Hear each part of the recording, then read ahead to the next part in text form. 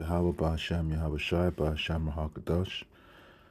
Double honors to the elders and apostles of GMS who rule well. Peace and blessings to Akim and Akwath. Yahweh is named the Heavenly Father, it means He is. Yahweh Shai is the name of His Son, it means He is who saves. Rahakadosh is the name of the Holy Spirit in Hebrew. Raha meaning Spirit, Kodash meaning Holy. This is 1 Maccabees 9. Just reading it out as we're in the 5th day, I believe. 5th day of Hanukkah. We're just reading a little bit about the history and what was going on there. Yesterday we just learned about Judas going and making the treaty with the Romans, such a bit like a NATO treaty, where where they got an Article 5 that says, if anybody attacks me, then I deem it as an attack on everybody else, and we're not to give any of our enemies victuals, which means food, supplies, or weapons, or shelter.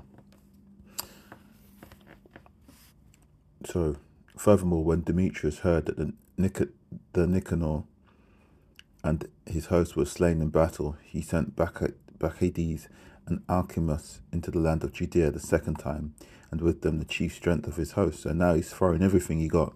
He put all the chips in the table. He went forth by the way that leadeth to Galgala, and pitched their tents before Masaloth, which is in Arbela. And after they had won it, they slew much people. Also the first month of the 150 happened. What's that? Carrying on. Also the first month of the 150 and second year, they encamped before Jerusalem. For whence they removed and went to Berea, and 20,000 footmen and 2,000 horsemen. So Berea, I believe, is the church where Paul talks about the church of Berea, who inquired diligently into whether things were true, and don't just believe everything they say. Now Judas had pitched his tents at Elinessa, and 3,000 chosen men with him, who seen the multitude of the other army, so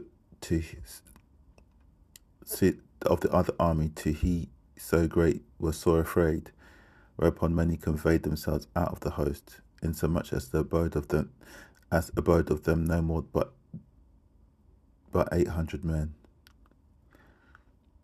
So he started with 3,000 men, and then people saw how many people what's his name, Demetrius had brought, or not necessarily Demetrius, Bacchides and Alcimus. They got some heathen names, boy. Obviously Bacchides sounds like he's named after Bacchus. It's a lot of people took fright and went and left Judas with 800 men. When Judas therefore saw that his host slipped away, and that the battle pressed upon him, he was sore troubled in mind and much distressed, for that he had no time to gather them together. Nevertheless unto them that remained he said, Let us arise and go against our enemies, if peradventure we may be able to fight with them. But they dehorted him, saying, We shall never be able. Let us now rather save our lives, and hereafter we will return with our brethren and fight against them, for we are but a few. Then Judas said, God forbid that I should do this thing, and flee away from them. If our time be come, let us die manfully for our brethren. Judas, man, he's got some cojones, bro. And let us not stain our honour. With that, the host of Bacchides moved out of their tents and stood over against them, the horsemen being divided into two troops, and their slingers and archers going before the host. They marched in the forward and they that marched in the forward were all mighty men. So they're playing a psyop on them, man. So they got like a whole bunch of archers. You've got horsemen. Can you imagine? You've got 800 men, and there's just a horde of people, and they put all their strongest men in the front, so that it looks like, in your mind, it looks like the whole horde is like that, but they probably put their strongest men in the front to play the psyop on them. As for Bacchides, he was in the right wing, so the host drew near on the two parts and sounded their trumpets. They also of Judas' side, even they sounded their trumpets also, so that the earth shook at the noise of the armies, and the battle continued from morning till night. Now, when Judas perceived that Bacchus had the strength of his army on the right side, he took with him all the hardy men. So Judas noticed that Bacchides had put all of his strongest troops on the right hand side. Let me see.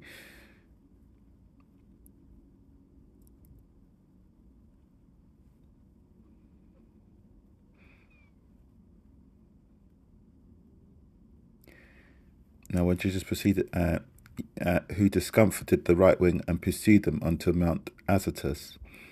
But when they of the left wing saw that they of the right wing were discomfited, they followed upon Judas and those that were with him hard at the heels from behind.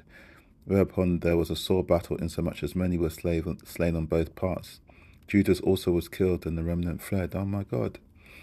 Then Jonathan and Simon took Judas their brother and buried him in the sepulchre of his fathers in Modin. Moreover, they bewailed him, and all Israel made great lamentation for him, and mourned many days, saying, How is the valiant man fallen that delivered Israel? He was a G, man. He'd never back down, man. And that's the kind of faith we gotta have, man. Judas was looking, he knew he wasn't gonna win. He knew he wasn't gonna win. He just knew. Let's see, let's go back. Sorry, I'd have to get that. He said, If our time become, let us die manfully for our brethren, and let us not stain our honor. He says, wow. Moreover, they bewailed him, and all Israel made great lamentation for him, and mourned many days, saying, How is the valiant man fallen that delivered Israel? As for the other things concerning Judas and his wars and the noble acts which he did and his greatness, they are not written, for they were very many. Now, after the death, so this is not even what's been written down. Doesn't even cover it. Now, after the death of Judas, the wicked began to put forth their heads in all coasts of Israel, and there arose up all such as wrought iniquity. So these little slimy cockroaches who'd been quiet while Judas was restoring righteousness to Israel, now started coming up, trying to eat their little bit of bacon sandwiches and whatever. In those days there was also a great famine, by reason whereof the country revolted and went with them. Then Bacchides chose the wicked men and made them lords of the country. So again, and it just says this in Psalms 83, that they want us to stop being a nation. The real kind of thing is to separate us from our power, our God, which is I think it says in Psalms 83, let us cut them off from being a nation, they shall no longer be in remembrance, something like that. I think I'm going to get it. Maccabees 1 and 9 and 23. I need to get that. Don't tell me to get that. Psalms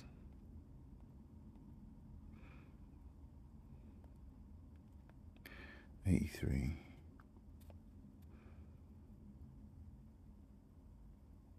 They've said, Come, let us cut them off from being a nation, that the name of Israel may be no more in remembrance.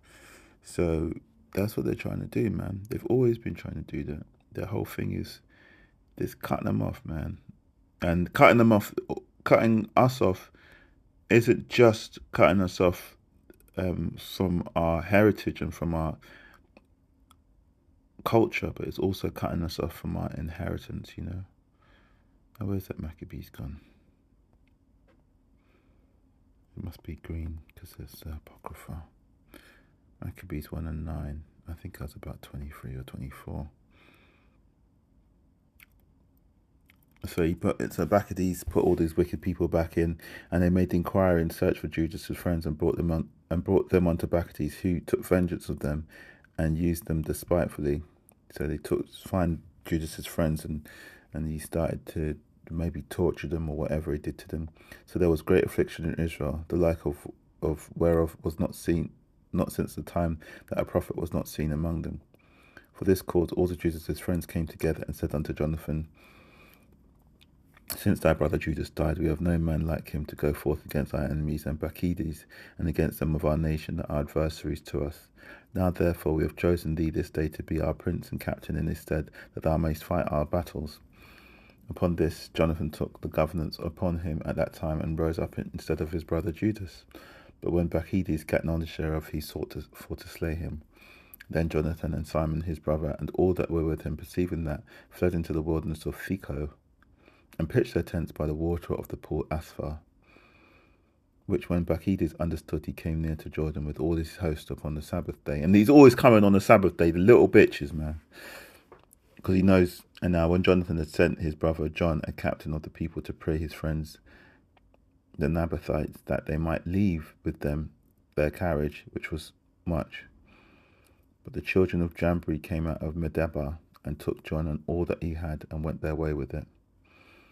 After this came word to Jonathan and Simon his brother, that the children of Jambri made a great marriage, and they were bringing the bride from Nadabatha with a great train, as being the daughter of one of the great princes of Shanaan.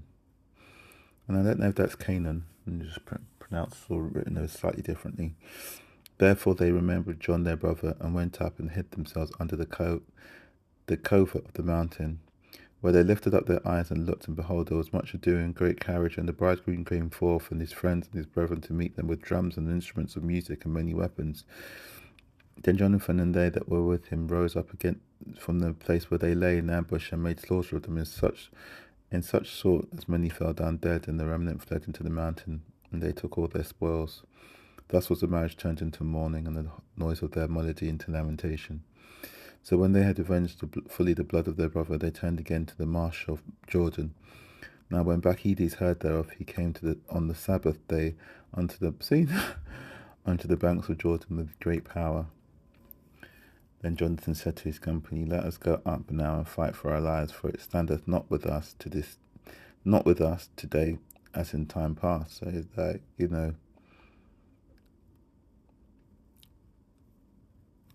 ain't like the old days where we used to not fight on the Sabbath. This ain't we're different types now. For behold, the battles before us and behind us, and the water of the Jordan on this side and that side, the marsh likewise and wood. Neither is there any place for us to turn aside. So we can't try and dodge this battle, man. We can't try and dodge this battle and wait for the Sabbath Sabbath to be over. Wherefore cry ye now unto heaven, that ye may be delivered from the hand of your enemies. And when they joined battle, and Jonathan stretched forth his hand to smite Bacchides, but he turned back. With that they joined battle, and Jonathan stretched out forth his hand to smite Bacchides, but he turned back from them. Then Jonathan, so that's kind of funny, because Bacchides probably thought they weren't going to fight, but when they came out swinging, his coward ass turned round and fled. Then Jonathan and they were with him leapt into the Jordan, and swam over unto the other bank, howbeit the other passed not over to the Jordan unto them. So there were slain of Bacchides' side that day about 1,000 men. Afterwards returned Bacchides to Jerusalem, and repairing the strong cities in Judea, the fort in Jericho, and Emus, and Bethalon, and Bethel, and Thamnatha, Pharathoni, and Taphon.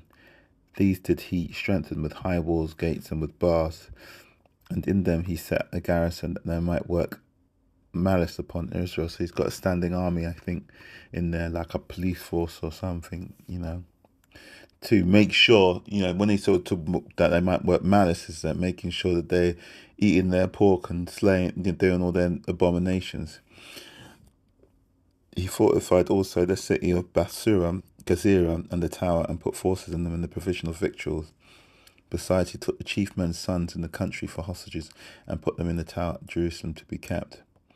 Moreover, in the 153rd year, in the 2nd month, Alcimus commanded that the wall of the inner court of the sanctuary should be pulled down, and he pulled down also the works of the prophets. What an evil!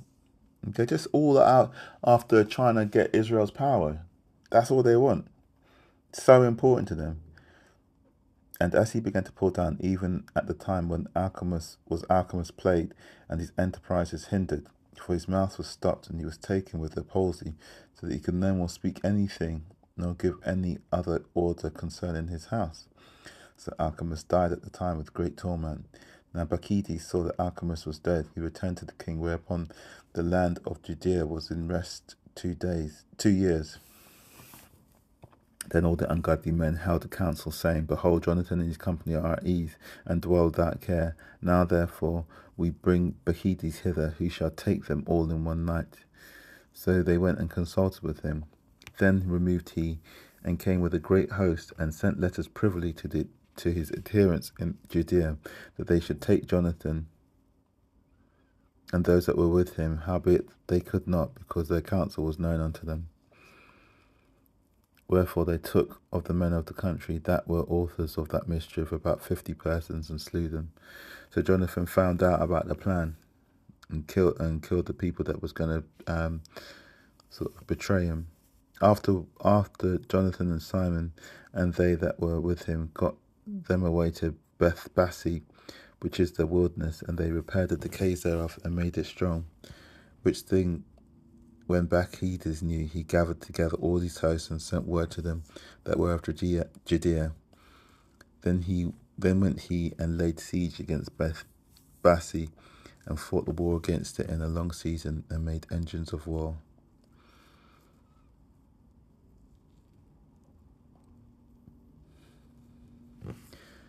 So they dashed out to Beth-Bassi, because they knew that their reprisal was going to come, and they repaired the decayes of that city, and made it strong. But Bacchides found out, and he gathered together all of his army,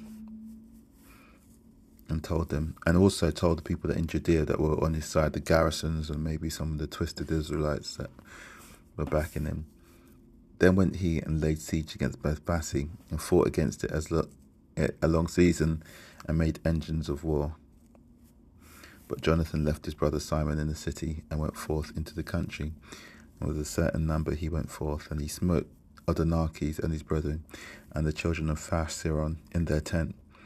And when he began to smite them, and came with his forces, Simon and his company went out of the city, and burned up the engines of war. So these are kind of, I guess these engines of war are like the machines, maybe catapults or battering rams, and technology, their military technology of their day,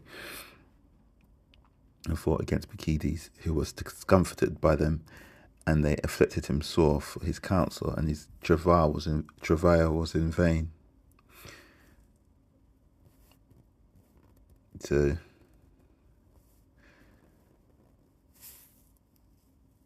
they kind of spoiled all of his plans. Wherefore he was wroth at the wicked men that gave him counsel to come into the country, insomuch as he slew many of them.